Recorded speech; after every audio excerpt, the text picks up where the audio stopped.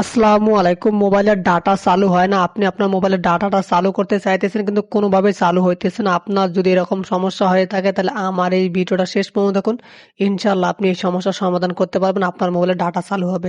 তো এটা করার জন্য প্রথমে আপনি আপনার মোবাইলের সেটিংস আছে এখানে চলে আসবেন। এক থেকে দুইটা কাজ করলে আপনার মোবাইলে ডাটা চালু হবে। আসার পর এখানে দেখা লাগছে নেটওয়ার্ক অ্যান্ড ইন্টারনেট, এখানে ক্লিক করবেন।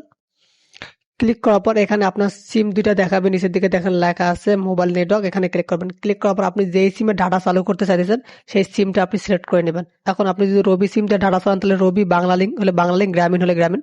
তো আমি রবি সিম দিয়ে দেখাইছি, আপনি রবি সিমের উপর ক্লিক করবেন। ক্লিক করার পর আপনি একদিকে আপনার নিচের দিকে চলে আসবেন। আসার পর এখানে দেখেন লেখা আছে প্রিফার্ড নেটওয়ার্ক টাইপ, এখানে ক্লিক করবেন।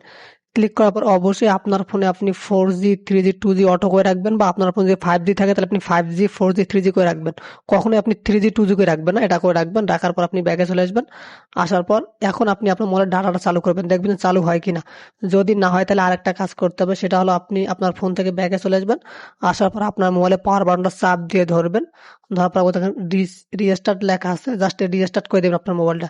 দেখবেন যে আপনার মোবাইলের ডাটা চালু হয়ে গেছে ইনশাল্লাহ।